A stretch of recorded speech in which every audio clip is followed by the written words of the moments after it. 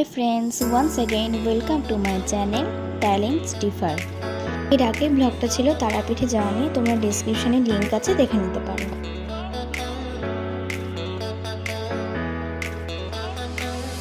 আর আমরা কিন্তু পুজো দিয়ে একটু টিফিন খেয়ে বেরিয়ে পড়েছিলাম শান্তিনিকেতনের উদ্দেশ্যে। আর তারাপীঠ থেকে কিন্তু শান্তিনিকেতন খুব একটা দূর নয়।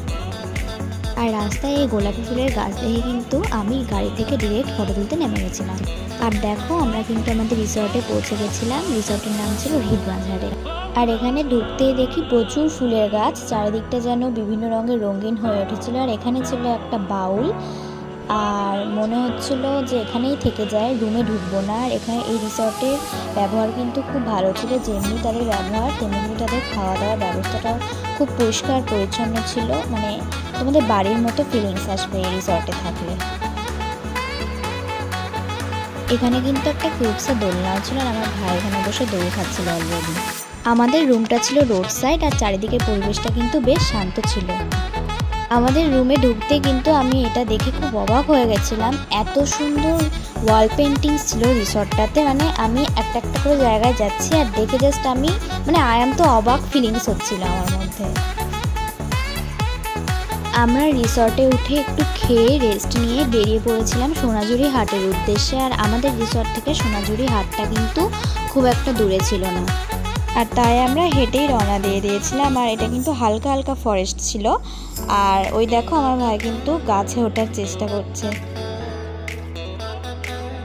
আর ওই দিকের ফরেস্টের গাছগুলো কিন্তু এরকমই হয়, দেখতে কিন্তু বেশ ভালো লাগছিল, একটু একটু হলুদ একটু একটু সবুজ। যেতে যেতে আমি একটা উইপোকার ঢিবি দেখতে পাই, আর ক্লাস 10-এর বায়োলজি পড়ার কথা মনে পড়ে যায়। আর আমরা কিন্তু সোনাঝুরি হাটে পৌঁছে যাই। এই হাটটা কিন্তু সকাল 10টা থেকে প্রায় বসে, আর আমাদের যেতে যেতে একটু বিকেলই হয়ে গেছিলো।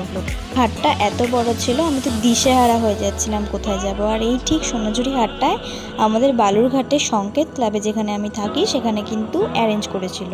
এখানকার শাড়ি জামা কাপড়ের কাঁথা স্টিচের কাজগুলো জাস্ট দেখার মতো ছিল। আর এখানে কিন্তু জুয়েলারি সহ আরও বিভিন্ন দোকানও বসে। আর সোনাঝুরি হাটের এই সাঁওতাল নাচটা কিন্তু মেনলি শনি আর রবিবার করে হয়। তো আমরা যেদিন গিয়েছিলাম সোমবার ছিল, তো আমরা ভেবেছিলাম আমরা তাদের সাথে নাচতে পারবো না, তো খুব মন খারাপ করছিলাম। কিন্তু গিয়ে দেখি আমাদের লাকটা ভালোই ছিল, আমরা শেষমেশ নাচতে পেরেছিলাম। আর পরে জানতে পেরেছিলাম যে ওদের একটা সিজন ছিল, যেহেতু সামনে হোলি ছিল, তো ওরা ডেলি এরকম নাচে। আর আমি যেহেতু একজন ডান্সার, আর ফোক ডান্সটা আমার খুব ভালো লাগে। আর সোনাঝুরি হাটে কিন্তু এই সাঁওতাল নাচটাই মেন।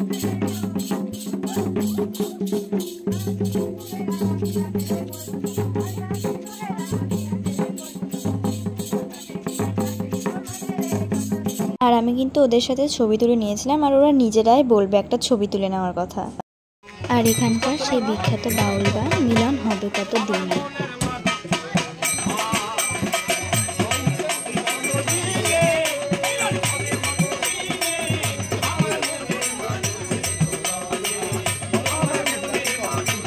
আর বাউলটা যেখানে হচ্ছিল সেখান থেকে একটু দূরে কিন্তু এই ফুলের গাছগুলো ছিল।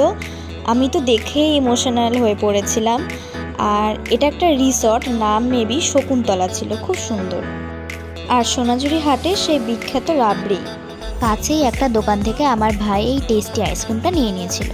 রিসর্টে ফিরে এসে চা খেয়ে বেরিয়ে পড়েছিলাম আমরা একটা মন্দিরের উদ্দেশ্যে। এটা কিন্তু একটা সতীপীঠ ছিল, এখানে মা সতীর কোমরের অংশ পড়েছিল। এই জায়গাটার নাম ছিল কঙ্কালীতলা। আর এটা ঠিক সাইকেলের কি হয় আমি তো নিজেও বুঝতে পারিনি। এটা কিন্তু ওই মন্দিরেই ছিল একটা রথ। এটা ছিল বাবা ভোলেনাথের মন্দির। এটা ছিল কঙ্কালীতলার একটু ভেতর দিকে, এখানে কিন্তু গঙ্গার ঘাটের মতো আরতি হয়। আর পাশে কিন্তু একটা শ্মশান ছিল। আর এই দেখো পলাশ ফুলের গাছ। এটা ছিল কঙ্কালীতলার মায়ের মন্দির। আর এই দেখো মা। আর এই লেখাটা মন্দিরটার একদম সামনেই ছিল।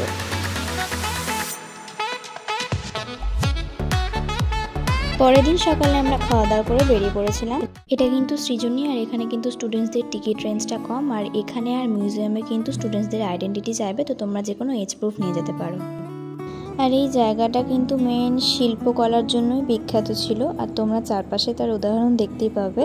আরও ভেতরে যাওয়া যাক, চলো দেখা যাক কি কি আছে ভেতরে।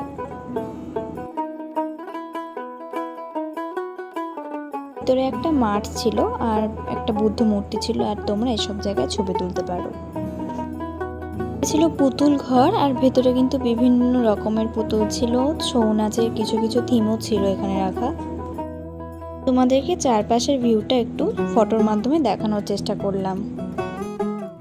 ওই দেখো বেড়ার ঘর, আর এখানে কিন্তু কয়েকটা স্টেটের কালচারের কথা দেওয়া ছিল। আর এটা দেখে আমার ওই পালকিতে বউ চলে যায় একটা গানের কথা এরকম মনে পড়ে যাচ্ছিল। আর এখানে ওড়িশা রাজ্যকে তুলে ধরা হয়েছে। আর এখানে কিন্তু গ্রাম বাংলার ভাবমূর্তি তুলে ধরা হয়েছে, যেমন তুলসী গাছ, তারপরে বেড়ার ঘর, এসব কোমরের চাকা। আর বেড়ার ঘরগুলোর ভেতরে এরকম সুন্দরভাবে সাজানো ছিল। যারা ওখানে ছিলেন তারা বলছিলেন এই জিনিসগুলো প্রায় 40-50 বছর আগেকার হবে মেবি। আর দেখতে কিন্তু খুব সুন্দর লাগছিল সামনে থেকে।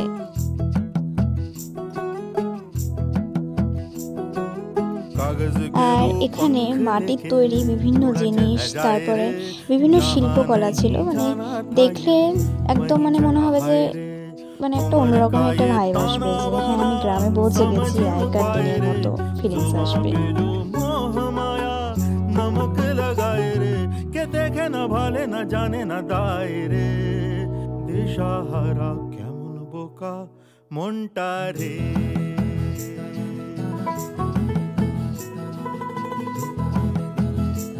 আর এটা কিন্তু ওখানে ছিল শাপলা ফুলের গাছ।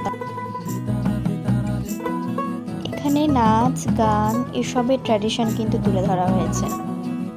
আর এখানে কিন্তু মাটির তৈরি বিভিন্ন মূর্তি ছিল। এখানে নাচ গানে ব্যবহৃত বিভিন্ন বাদ্যযন্ত্র, পোশাক আশাক কিন্তু তুলে ধরা হয়েছে। আর এখানে আগেকার যুগে ব্যবহৃত বিভিন্ন দৈনন্দিন সামগ্রী ছিল।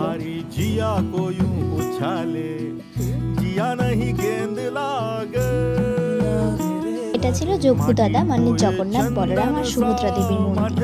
এই দেখো শাপলা ফুলের গাছ কিন্তু আবার একটা পেয়ে গেছি। আর এই জায়গাটা আমার কিন্তু বেশ দারুণ লেগেছিল দেখতে।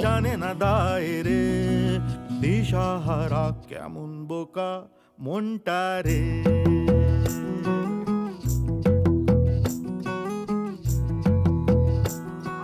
তোমরা কিন্তু শান্তিনিকেতনে ঘুরতে গেলে সৃজনীতে অবশ্যই যাবে। আর এখানে কিন্তু অনেক রকমের জায়গা আছে ঘোরার মতো, দেখার মতো, তাই একটু হাতে টাইম নিয়ে যাবে। এখানে মণিপুরকে তুলে ধরা হয়েছে, আর এখানে কিন্তু মণিপুরি নৃত্যের ড্রেস ছিল।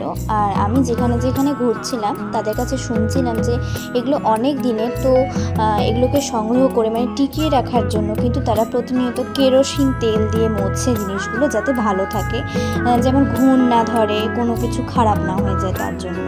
আর দেখতে কিন্তু খুব সুন্দর লাগছিল জিনিসগুলো। আর একটা মিষ্টি হলুদ ফুলের গাছ থেকে কিন্তু ফ্রেম বন্দি করে নিয়েছি। এটা ছিল নিকোবরের ট্র্যাডিশন। এখানে কিন্তু সিঁড়ি দিয়ে উপরে উঠতে হবে, তোমরা চাইলে এখানে ছবিও তুলতে পারো। আর এখানে কিন্তু উপরে ছাউনি দেওয়া আছে। আর আমরা এখানে ফটো ক্লিক করে নিয়েছি একটা। এই জিনিসগুলো সামনে থেকে না দেখলে তোমাদেরকে বোঝাতে পারবো না যে কতটা ভালো লাগছিল দেখতে। আর সৃজনীর ভেতরে কিন্তু সোনাঝুরি হাটের মতো ছোটো মোটো দোকানও ছিল। আর এখানে গিয়ে দেখি সাঁওতালরা এখানেও নাচ করছে, তো মারা মার্কেটিং করছিল আর আমি নাচ করছি ওদের সাথে।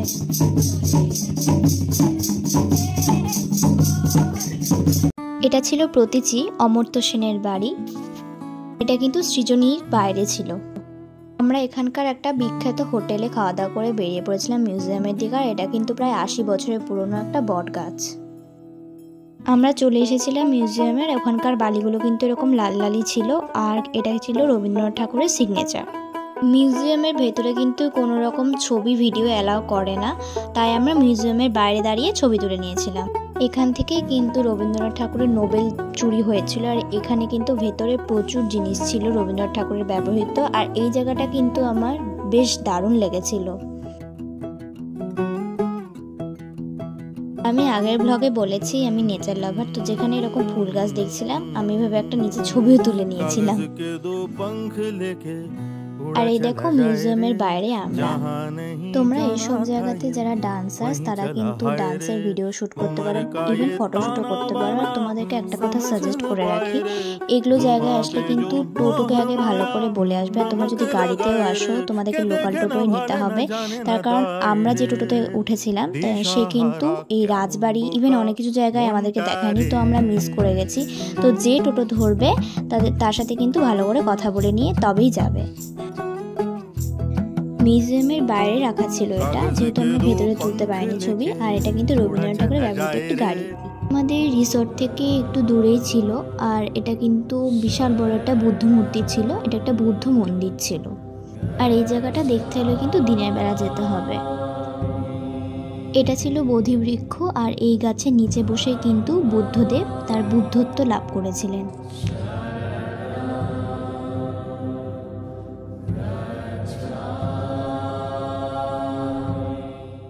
বুদ্ধ মন্দির থেকে আমরা আবার চলে গেছিলাম সোনাঝুরি হাটে কেনাকাটা করতে, কারণ আমাদের আগের দিন কেনাকাটা করা হয়নি। আর এখানে আমরা খেয়ে নিয়েছিলাম একটু পেয়ারা মাখা।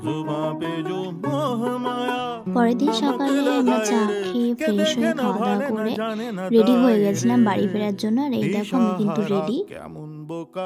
আর সেদিন ওয়েদারটা ছিল বৃষ্টি বৃষ্টি, দেখো বৃষ্টি পড়ছিল আর ওয়েদারটা জাস্ট দারুণ লাগছিল। আর আমাদের ঘোরার শেষেই কিন্তু বৃষ্টিটা শুরু হয়েছিল। সারা রাস্তা বৃষ্টি ছিল। আর সেদিন শুনেছিলাম বালুরঘাটেও বৃষ্টি পড়ছিল ভালো। তো যাই হোক, আমাদের কোনো অসুবিধা হয় না। অবশেষে আমরা বালুরঘাটে পৌঁছে গেলাম। আর এটা ছিল অভিযাত্রী চারমাথা মোড়টা। ভিডিওটি ভালো লাগলে অবশ্যই লাইক, কমেন্ট, শেয়ার করে দিও। আর আমাদের চ্যানেলটিকে সাবস্ক্রাইব করে বেল আইকন প্রেস করে দিও। দেখা হচ্ছে নেক্সট ভিডিওতে, ততক্ষণের জন্য টাটা।